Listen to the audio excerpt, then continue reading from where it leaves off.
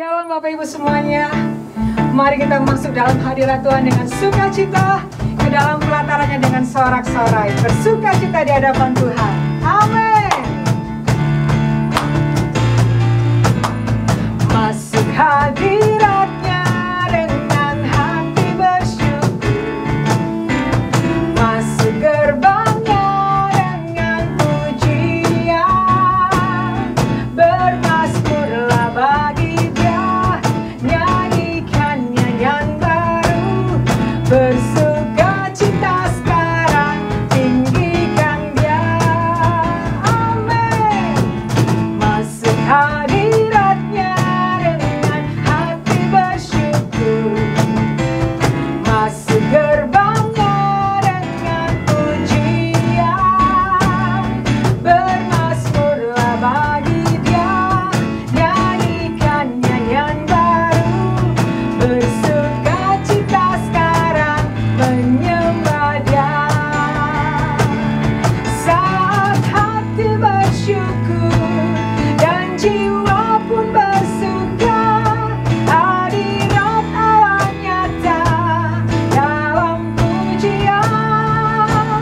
Saat kami menyembah dan tangan pun terangkat, Tuhan hadir dalam pujian umat-Nya.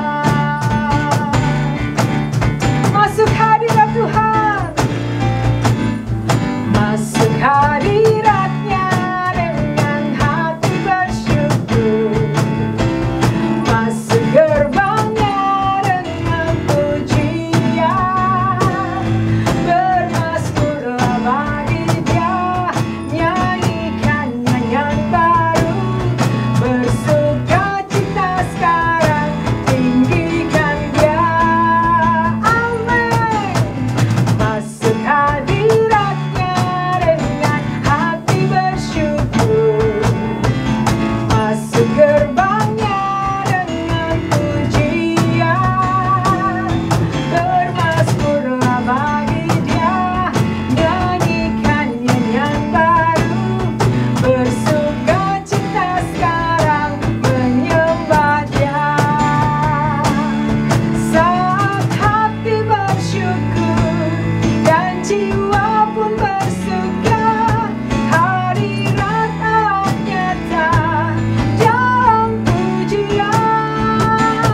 Saat kami menyembah dan tangan pun terangkat, Tuhan hadir dalam pujian umat. Saat hati bersyukur, saat hati bersyukur dan jiwa pun bersuka, hadirat Allah nyata dalam pujian. Saat kami menyembah dan tangan pun terangkat, Tuhan hadir dalam pujian umat-Nya. Tuhan hadir dalam pujian umat-Nya. Tuhan hadir dalam pujian umat-Nya.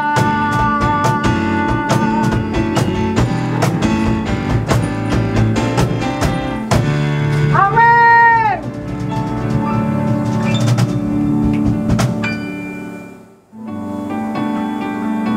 Kemanakah kami dapat pergi menjauhi Roh-Mu Tuhan? Engkau Allah yang mengasihi kami, bahkan pengabdian kami dan mampu membalas kesetiaan-Mu Tuhan. Bapa, terima kasih Tuhan.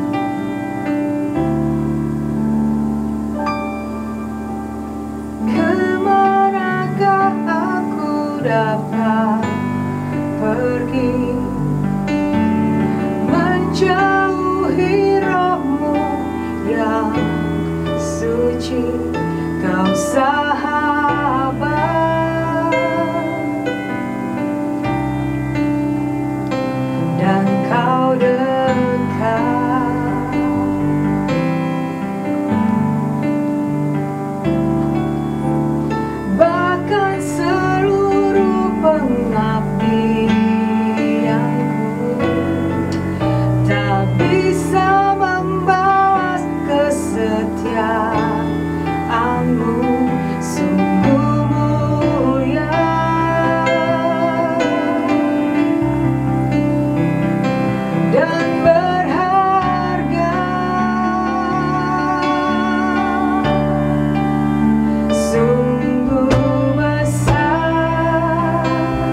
pengorbananmu bagiku terlalu dalam untuk dimengerti. Sungguh besar, sungguh indah yang kau pikirkan tentangku, tak terselami bagiku. Sungguh indah.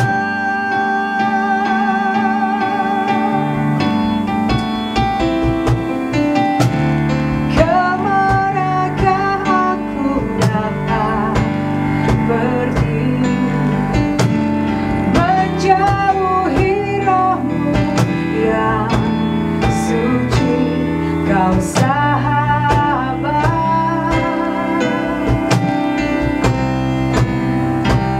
dan kau dekat.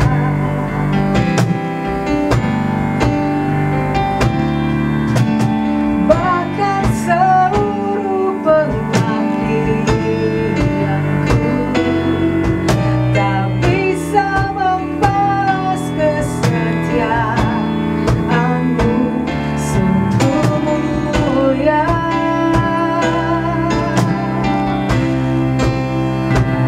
dan berharga. Sungguh besar pengorbananmu bagiku, terlalu dalam untuk dimengerti. Sungguh besar, sungguh indah yang kau pikirkan tentangku, tak terselami bagiku. Sungguh indah,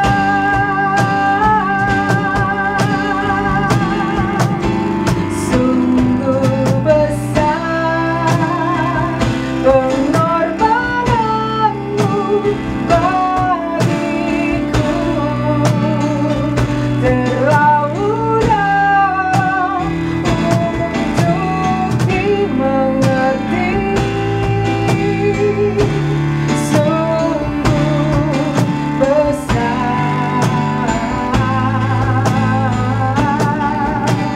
sungguh indah yang kau pikirkan tentangku, tak terselami bagiku. Sungguh indah,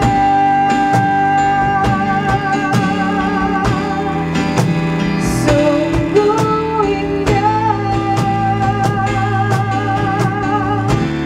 sungguh indah.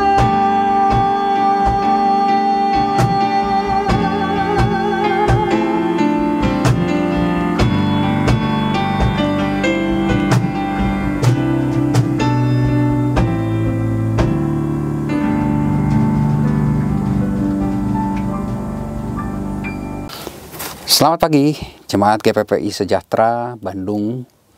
Shalom, Tuhan Yesus memberkati kita semua dengan kasih-Nya sehingga kita bisa bertemu saat ini melalui online. Kita akan sama-sama berdoa sebelum kita mendengar firman Tuhan.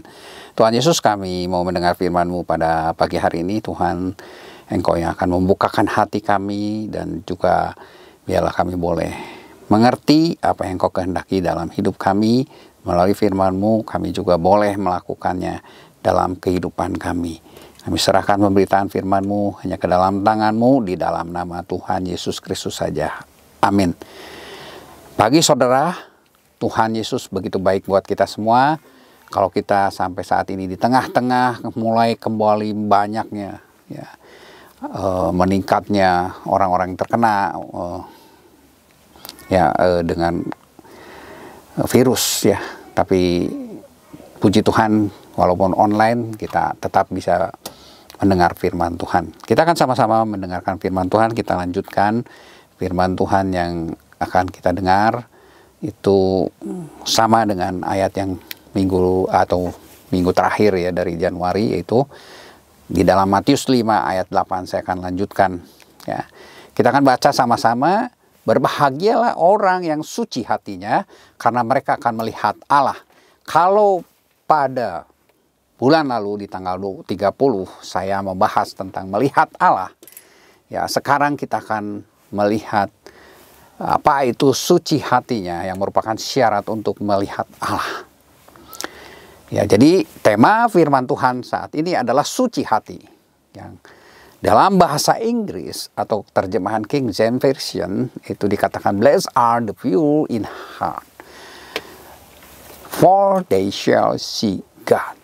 Dan 3 terjemahan bahasa Inggris lainnya juga mengatakan hal yang sama, yaitu pure in heart. Ya, suci dalam ayat ini adalah terjemahan dari kataros dalam bahasa Yunaninya, yang menggambarkan pakaian yang sudah dicuci, jagung atau gandum yang sudah bersih, susu atau anggur yang tidak dicampur dengan air, logam murni. Ya, kalau itu logam. Dan Kamus Besar Bahasa Indonesia mengatakan murni atau suci itu adalah tidak bercampur dengan unsur lain atau tulen. Ya, jadi murni atau pure, tanpa kotoran atau campuran. Dan inilah orang-orang yang memiliki hati yang suci, yang murni ini diberkati Tuhan, yaitu bisa melihat Allah. Ya, jadi kita ambil dalam Kamus Besar Bahasa Indonesia yang artinya tulus atau murni, suci, sejati, ya, terutama tentang cinta. Kita akan melihat ketulusan Daud yang terlihat dalam 1 Samuel 17 ayat 25. Berkatalah orang-orang Israel itu, sudahkah kamu lihat orang yang maju itu? Sesungguhnya ia maju untuk mencemoohkan orang Israel. Orang yang mengalahkan dia akan dikaruniai atau dianugerahi raja, kekayaan yang besar. Raja akan memberikan anaknya yang perempuan kepadanya, dan kaum keluarganya akan dibebaskan dari pajak di Israel. Lalu berkatalah Daud kepada orang-orang yang berdiri di dekatnya, apakah yang akan dilakukan kepada orang yang mengalahkan orang Filistin itu, dan yang menghindarkan cemooh dari Israel? Siapakah orang Filistin? Ini penting. Siapakah orang Filistin yang tak bersunat ini, sampai ia berani mencemoohkan barisan dari pada Allah yang hidup? Saudara, ada janji yang diberikan Saul kepada orang yang mau, ya, mengalah atau yang bisa mengalahkan, ya, dalam hal ini Goliat yang mencemooh orang Israel, yaitu orang itu akan dianugerahi kekayaan yang besar. Bukan hanya itu, diberikan atau diangkat menjadi menantu, ya, karena akan diberikan anaknya yang perempuan. Kemudian tidak selesai sampai situ, dia juga akan dibebaskan dari pajak keluarganya itu. Ya, kita tahu 10% dari, ya, kekayaan atau dari penghasilan orang Israel harus diberikan kepada raja ketika dia memiliki raja. Tetapi Daud mengatakan hal yang penting bahwa dia mau maju, ya, melawan Goliat, karena orang ini, orang Filistin ini adalah orang yang berani mencemoohkan barisan daripada Allah yang hidup. Dan inilah yang tidak mau terjadi, ya. Daud tidak menyukai ini. Dan inilah motivasi Daud untuk mengalahkan si Goliat ini, ya. Dan apa yang terjadi setelah Daud maju mengalahkan orang Filistin atau Goliat itu.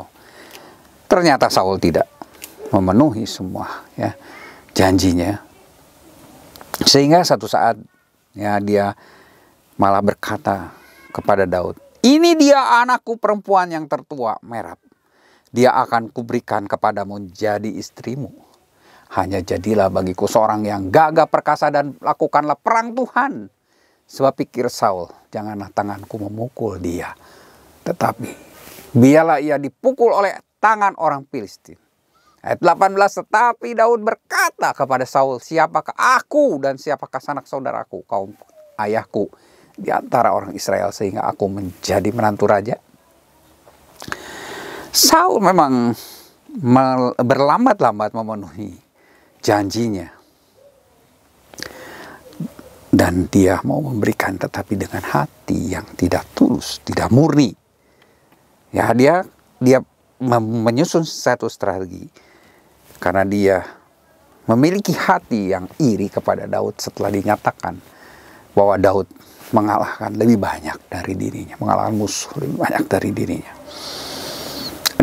Dan dia mau memberikan ya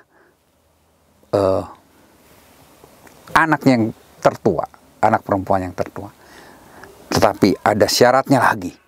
Jadilah bagiku seorang yang gagah perkasa. Dan itu supaya Daud bisa dibunuh oleh orang Filistin.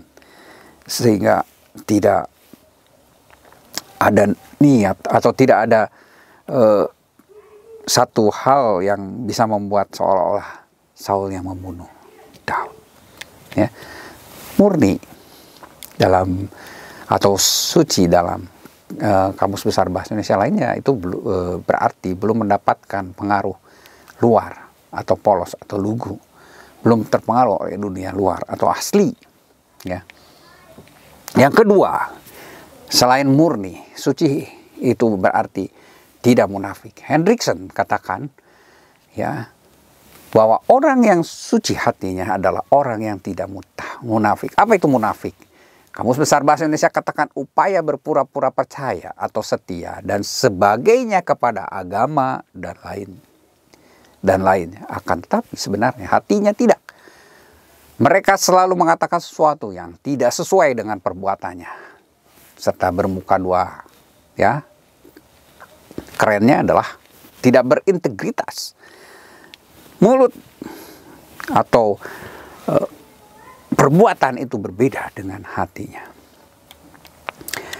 Ya, ini juga sama seperti yang ditemukan oleh Tuhan Yesus dalam setiap orang-orang Israel yang ditemuinya. Markus 7 ayat 6 katakan, jawabnya kepada mereka, benarlah nubuat Yesaya tentang kamu, hai orang-orang munafik. Sebab ada tertulis, bangsa ini memuliakan aku dengan bibirnya, padahal hatinya jauh daripadaku. Dan Tuhan tekankan lagi, Tuhan Yesus tekankan lagi lebih jelas. Celakalah kamu, hai kamu orang-orang munafik. Karena kamu menutup pintu-pintu kerajaan surga di depan orang. Merintangi mereka yang berusaha untuk masuk ke dalam kerajaan surga itu. Matius 23 ayat 13. Ya, banyak larangan-larangan, aturan-aturan yang diberikan oleh orang-orang Farisi, orang ahli-ahli Taurat untuk menghalangi orang masuk ke dalam kerajaan surga. Tetapi mereka tidak masuk, mereka sendiri tidak masuk. Yang berikutnya yang ketiga, suci hati artinya tidak mendua. Ferguson mengatakan bahwa orang yang suci hati itu tidak mendua hati. Apa itu mendua hati? Kamus Besar Bahasa Indonesia katakan berhaluan dua, tidak lurus, tidak hanya satu, samar-samar atau tidak jelas karena karena bisa ditafsirkan lain. Jadi satu kata yang memiliki makna ganda. Saudaraku, firman Tuhan katakan dalam Matius 6 ayat 24, tak seorang pun dapat mengabdi kepada dua Tuhan. Karena jika sedemikian, ia akan membenci yang seorang dan mengasihi yang lain. Atau ia akan setia kepada yang seorang dan tidak mengindahkan yang lain. Kamu tidak dapat mengabdi kepada Allah dan kepada Mammon. Tuhan ingin supaya kita sebagai orang-orang yang pengikutnya, pengikut Kristus itu tidak memiliki hati yang mendua antara cinta Tuhan dan cinta dunia dengan segala kekayaan dunia. Karena orang yang mendua hati itu tidak akan tenang dalam hidupnya. Yakobus 1 ayat 8 katakan, sebab orang yang mendua hati tidak akan tenang dalam hidupnya. Mereka akan selalu merasakan kegelisahan. Ya, dalam Matius 5 ayat 17 sampai 48, Tuhan Yesus menjelaskan pentingnya kesucian hati dalam diri manusia.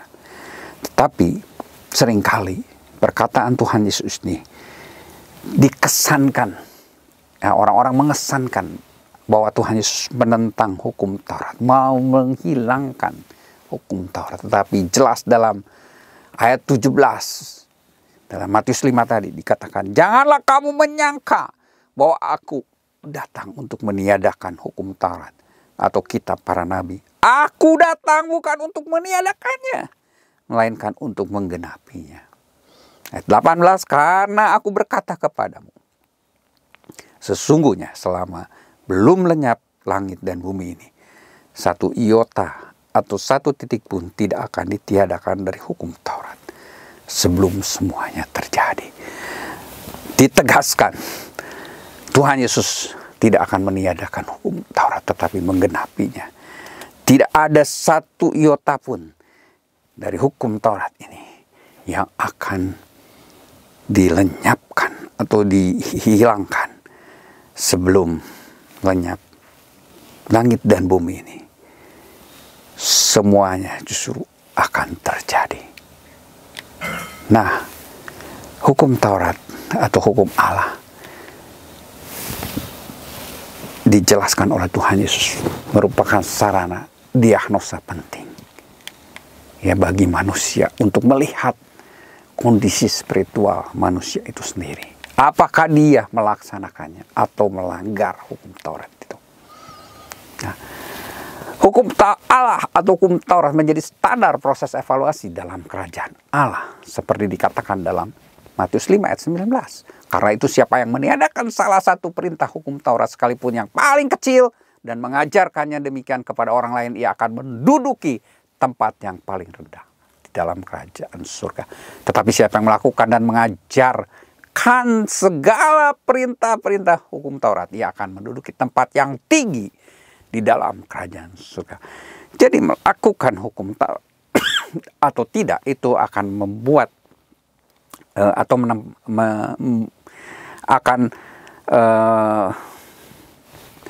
ya menentukan posisi kita di kerajaan surga, bukan untuk masuk kerajaan surga. Ya, di sini jelas orang yang melakukan, melaksanakan, mengajarkan hukum Taurat itu kepada orang lain, dia akan menduduki tempat tertinggi. Sedangkan orang yang melanggar dan mengajarkan, ya, supaya orang lain juga melanggar, dia akan ada di bawah yang paling rendah, di tempat yang paling rendah di kerajaan Allah. Nah, anggapan para murid atas perkataan-perkataan Tuhan Yesus mengenai, ya, hukum Taurat, ya, itu, ya, membuat satu kesan, dan dia mengambil kesimpulan bahwa mereka mengambil kesimpulan bahwa ajaran perjanjian lama itu hanya bersifat lahiriah dan hanya bersifat hukum saja. Dan Tuhan Yesus datang untuk mengganti dengan satu dimensi iman baru yang bersifat batinia dan kasih karunia. Ya, Yohanes 1 ayat 17 katakan, sebab hukum Taurat diberikan oleh Musa, tetapi kasih karunia dan kebenaran datang oleh Yesus Kristus.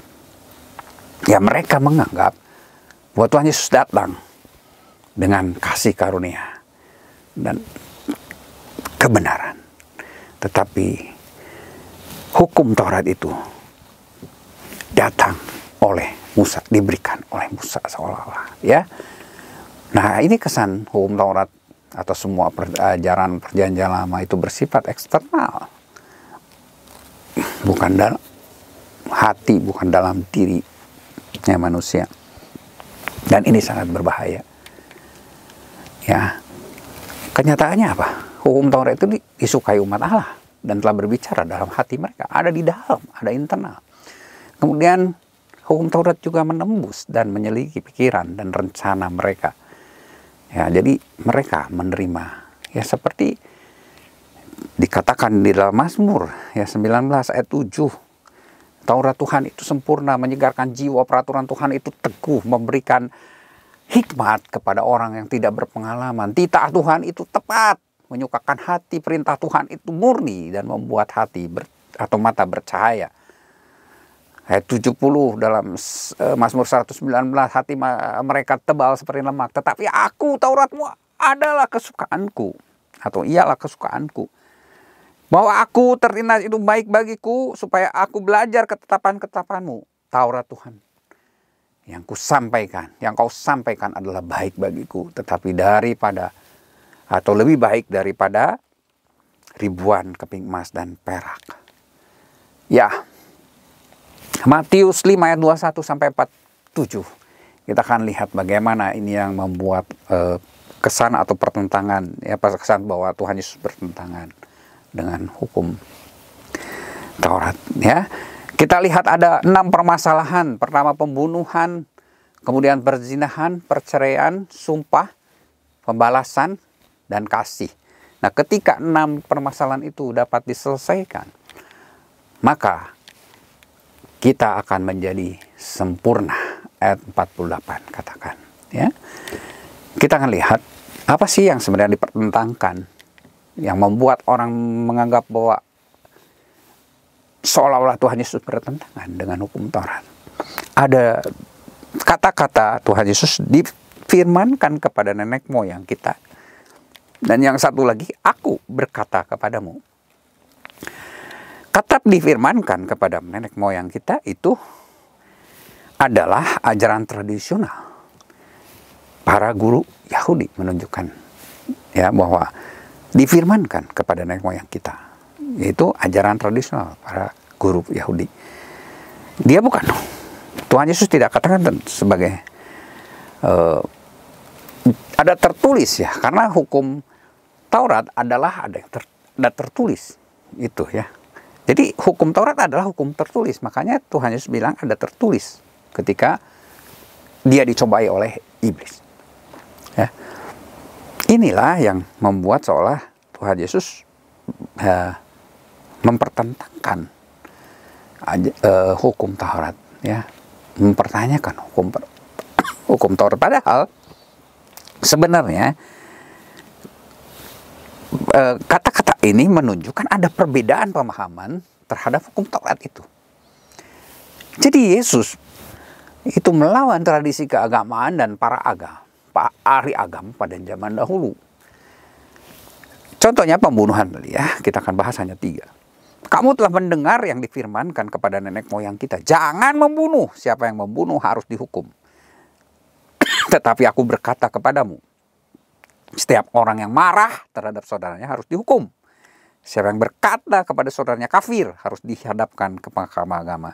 Dan siapa yang berkata jahil harus diserahkan kepada neraka, ke dalam neraka yang bernyala-nyala.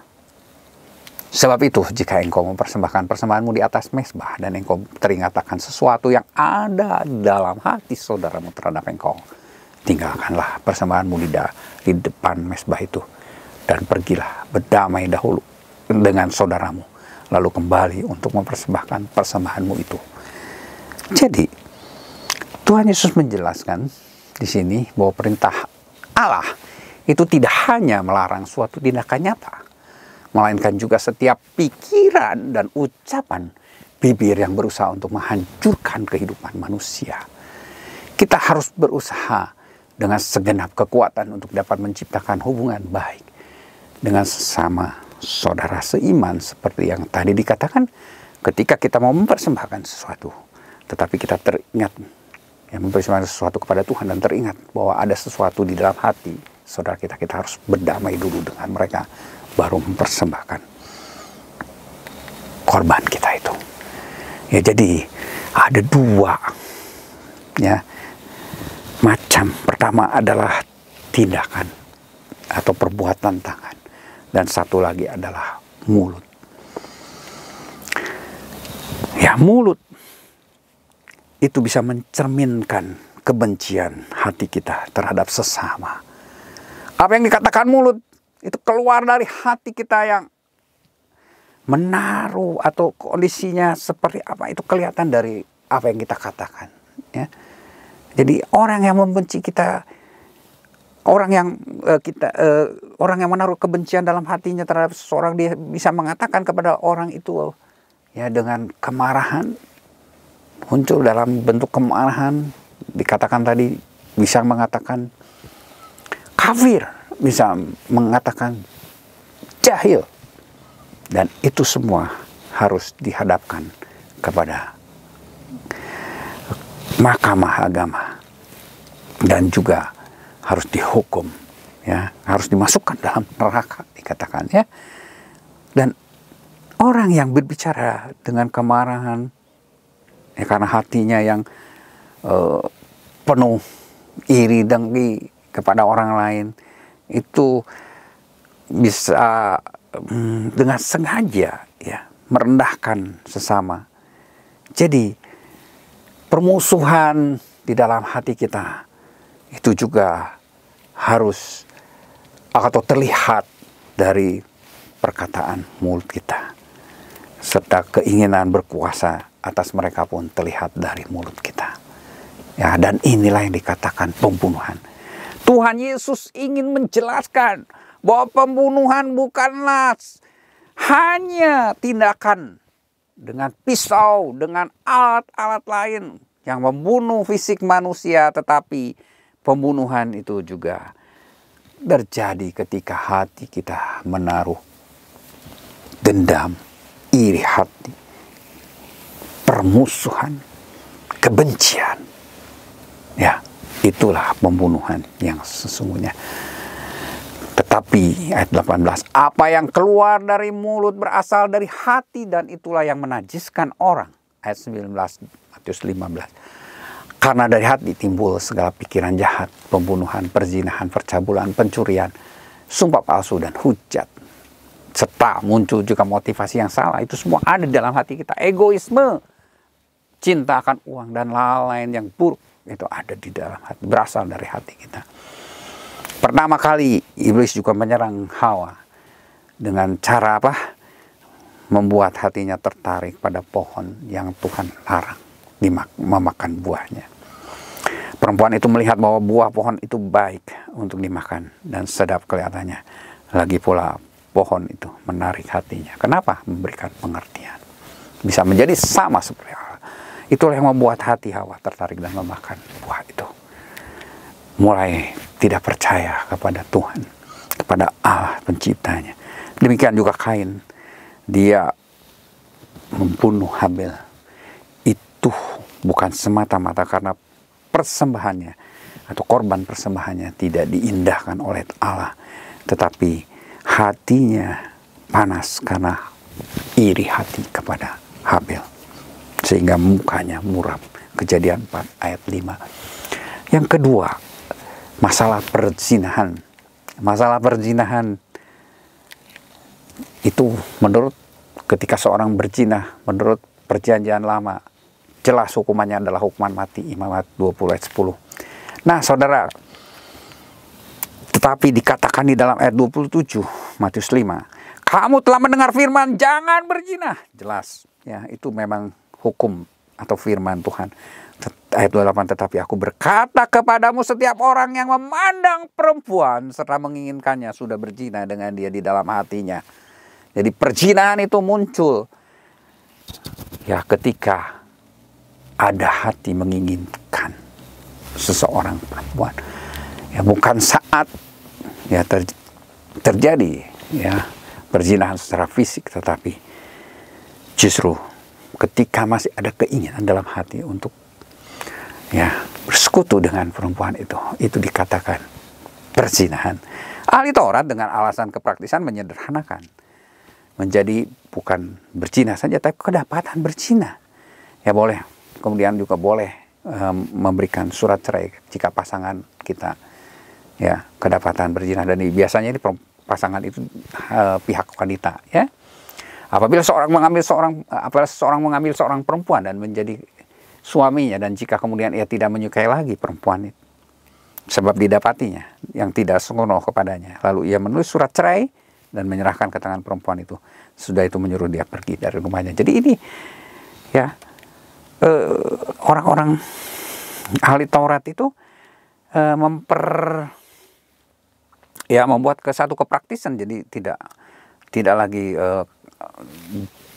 ketat ya dalam hal ini, tetapi seorang suami bisa menceraikan istrinya kalau dia berzina. Lukas 24 ayat 1.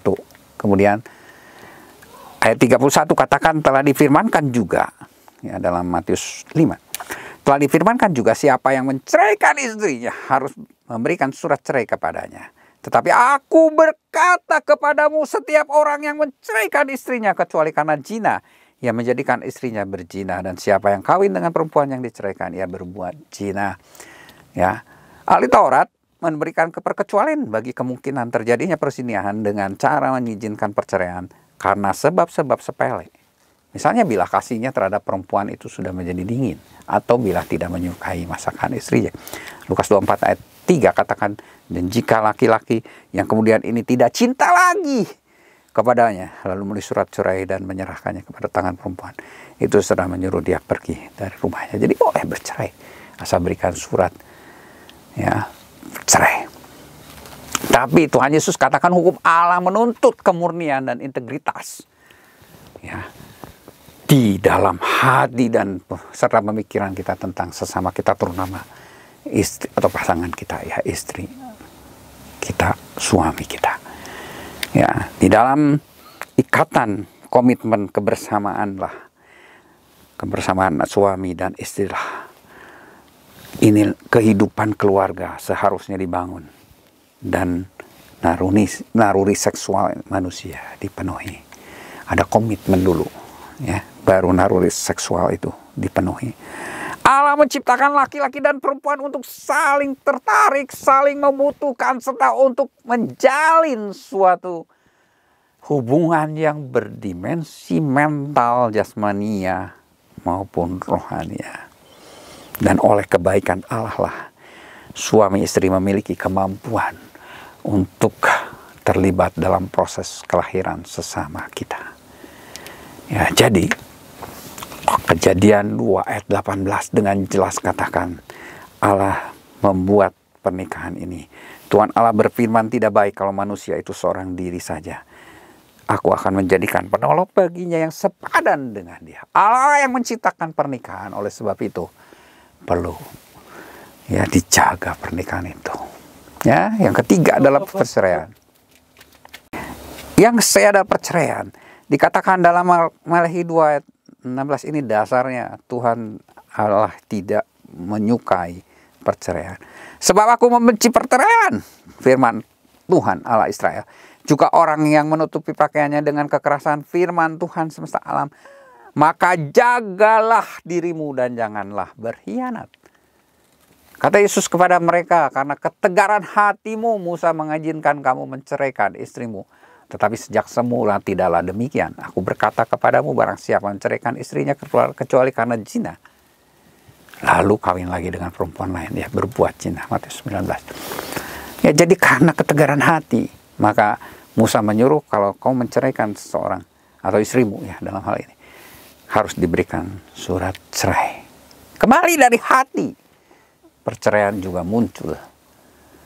Ya, oleh sebab itu hati kita perlu diperbaharui supaya peka terhadap dosa. John Calvin mengatakan ini. Ya, kita perlu diperbaharui agar peka terhadap dosa.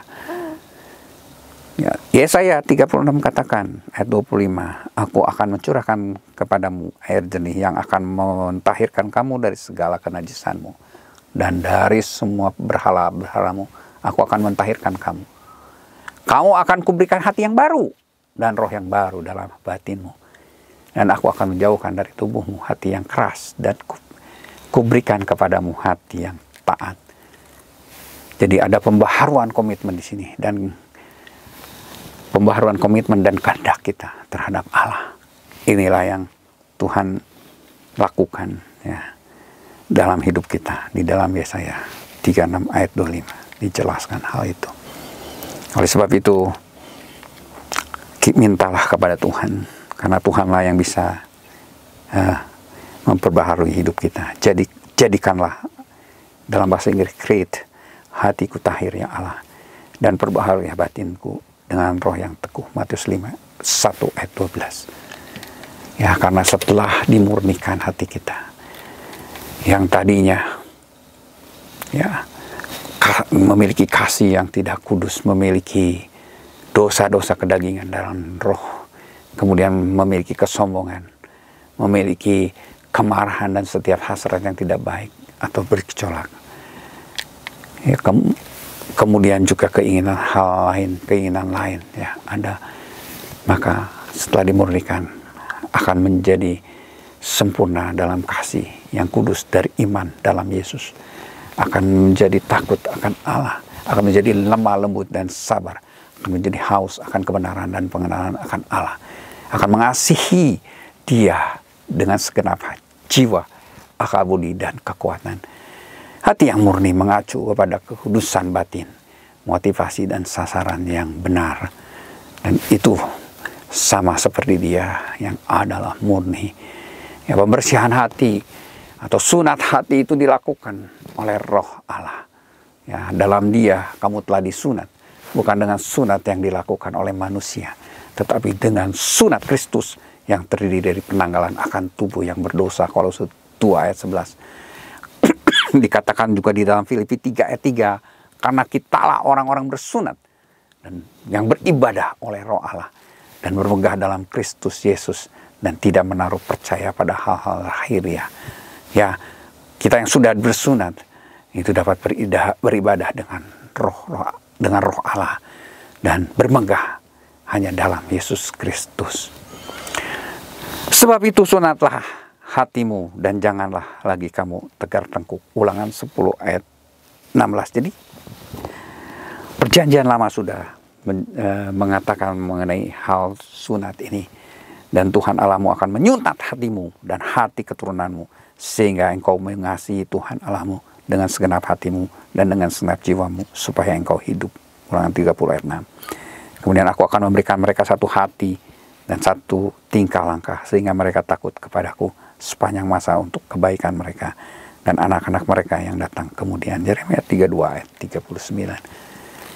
Ya, kita sadar identitas ketika ada karya Roh Kudus dalam hidup kita. Tetapi orang Yahudi sejati ialah dia yang tidak nampak keyahudiannya, dan sunat ialah sunat di dalam hati secara rohani, bukan secara hurufiah. Maka pujian baginya datang bukan dari manusia, melainkan dari Allah. Roma 2 ayat 29. Ya, seorang filsuf Jerman, Kierkegaard, mengatakan menjadi suci berarti berserah kepada Kristus tanpa kompromi. Dan inilah cara yang benar dalam melihat atau mengenal Allah. Ya, suci hati berarti tidak membiarkan sesuatu pun menghalangi pandangan kita terhadap Kristus. Ya, Roh Kuduslah yang bisa menyunat hati dan membuat hati kita murni, sehingga kita bisa bertemu dan bersekutu dengan Allah. Kita bisa berdiam diri mendengarkan suaranya, kita bisa menatap visinya, bahkan kita bisa melihat sesuatu dengan kacamata Allah. Kita bisa mencatat apa yang kita lihat dan dengar, yaitu penglihatan yang sama dengan penglihatan Allah.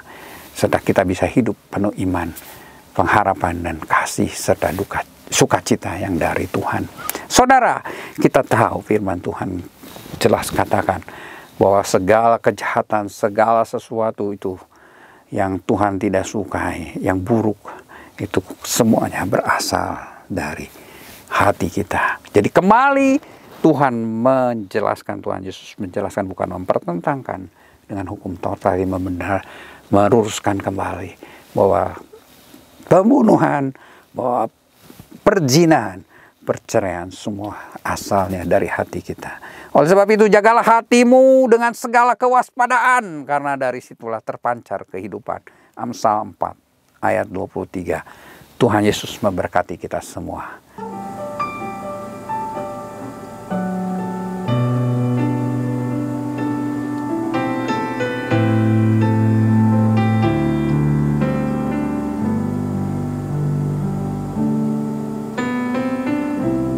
Dengan apa ku membalas kasih-Mu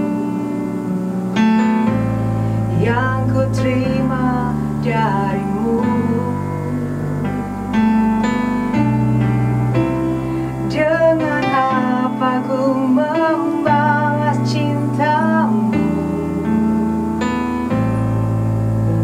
Oh Yesusku,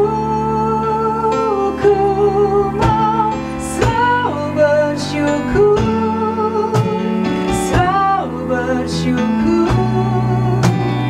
Kau Tuhan yang setia, yang selalu menopang.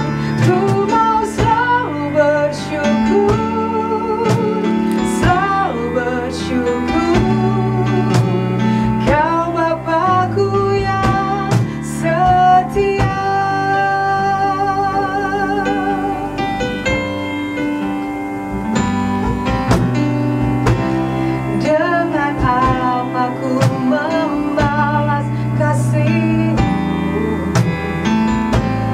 Yang ku terima dari-Mu, oh, dengan apa ku membalas cinta-Mu?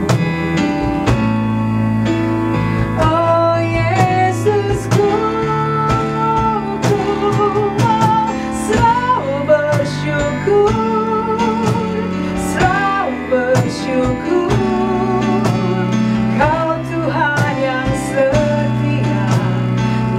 selalu menopang.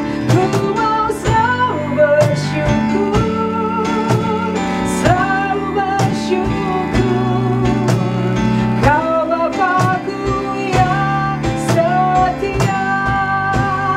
Ku mau selalu bersyukur, selalu bersyukur, Kau Tuhan yang setia, yang selalu menopang.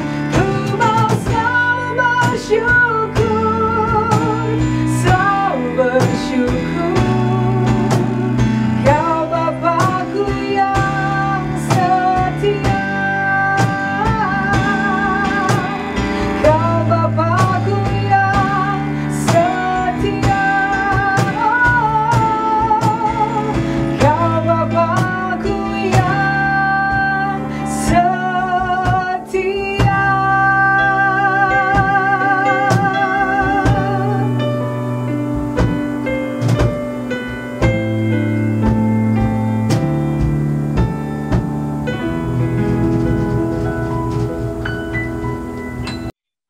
Shalom, selamat pagi Bapak Ibu yang dikasihi Tuhan, sidang jemaat GPPI Sejahtera dan seluruh pemirsa layanan firman Tuhan pada pagi hari ini, ibadah jemaat GPPI Sejahtera Jalan Ahmad Yani 29. Bapak Ibu yang dikasihi Tuhan, pagi hari ini kita kembali ibadah secara online, mengingat situasi pandemi makin meningkat, banyak orang-orang yang terkapar karena virus varian Omikron ini.